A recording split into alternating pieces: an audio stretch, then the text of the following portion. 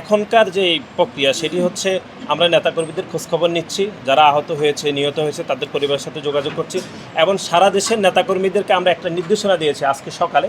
সেটি হচ্ছে আপনি জানেন যে গত এক যুগের বেশি সময় ধরে এই খুনি স্বৈরাচার শেখ হাসিনা সরকার অবৈধভাবে ক্ষমতায় রয়েছিল এবং সেই সময় আপনারা দেখেছেন যে গণমাধ্যমে প্রকাশিত হয়েছে ছাত্রলীগ এবং যুবলীগের সন্ত্রাসীরা যে আমাদের ধর্মীয় সংখ্যালঘুদের বাড়িঘর এবং ধর্মীয় উপাসনালয়ে হামলা করে সেটিকে আমাদের দল এবং অন্য রাজনৈতিক দলের উপর তারা দোষ চাপিয়ে সেটি অন্য একটি দেশের তারা সহানুভূতি আদায় করার চেষ্টা করেছে সবসময়। সেটি আমরা গতকাল থেকে লক্ষ্য করছি। সেটি হচ্ছে আমাদের সংখ্যালঘু যে ভাই বোনরা রয়েছে তাদের বাড়িঘরে হামলা, নির্যাতন, অগ্নিসংযোগ এবং ধর্মীয় উপাসনালয়ে তারা হামলা করেছে।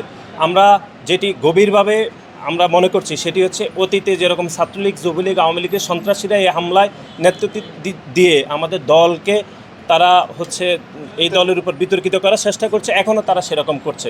সেজন্য সারা দেশের নেতাকর্মীদেরকে আমরা নির্দেশনা দিয়েছি যে আপনারা পাড়া মহল্লায় ছাত্রলীগ, যুবলীগ এবং আওয়ামী লীগের সন্ত্রাসীদের বিরুদ্ধে আপনারা প্রতিরোধ গড়ে তুলুন এবং একই সাথে সাথে আমাদের যাদের উপর আক্রমণ হচ্ছে তাদের পাশে দাঁড়ানোর জন্য আমরা ইতিমধ্যে সকালে নির্দেশনা দিয়েছি, সেটি গণমাধ্যমে প্রচারিত হয়েছে এবং আমাদের নেতাকর্মীরা এই বিষয়ে সচেতন রয়েছে। বৈষম্য বিরোধী কোটা সংস্কার আন্দোলন ঈদের আগে থেকে শুরু হয়েছিল এবং ঈদের পরে একটি চূড়ান্ত রূপ লাভ করেছে। তারপরে থেকে আমাদের ঢাকা শহরে প্রায় আমরা কেন্দ্রীয় দপ্তর থেকে যে প্রেস রিলিজ দেওয়া হয়েছিল সেটি 500-এরও অধিক নেতাকর্মী প্রথম ধাপে গ্রেপ্তার হয়েছিল।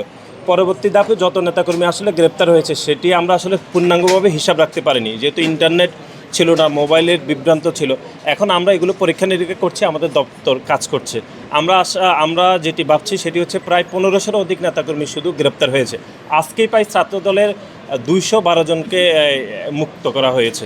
সুতরাং সেই হিসাবে আমরা মনে করতেছি সব মিলিয়ে 1600 থেকে 1700 নেতাকর্মী খালি ঢাকা শহরে এই অবৈধ খুনি হাসিনা সরকার যে ছিল তারা গ্রেপ্তার করেছে। প্রত্যেক জেলাতে প্রায় 200-এরও অধিক নেতাকর্মীদেরকে গ্রেপ্তার করা হয়েছে।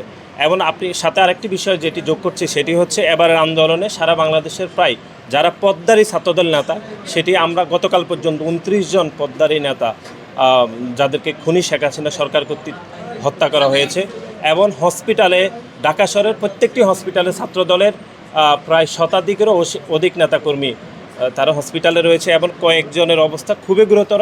এটি গণমাধ্যমে প্রকাশিত হয়েছে। সার্বিকভাবে যে এবার বৈষম্য বিরোধী যে কোটা ব্যবস্থার যে আন্দোলন হয়েছিল সাধারণ শিক্ষার্থীদের ব্যানারে, সেই কোটা সংস্কারের এই আন্দোলনে বাংলাদেশ জাতীয়তাবাদী ছাত্রদল একদম সম্মুখ সারিতে থেকে আন্দোলন সংগ্রাম করেছে। সেই জন্য ছাত্রদলের এবার ক্ষতিগ্রস্তের হার খুব বেশি।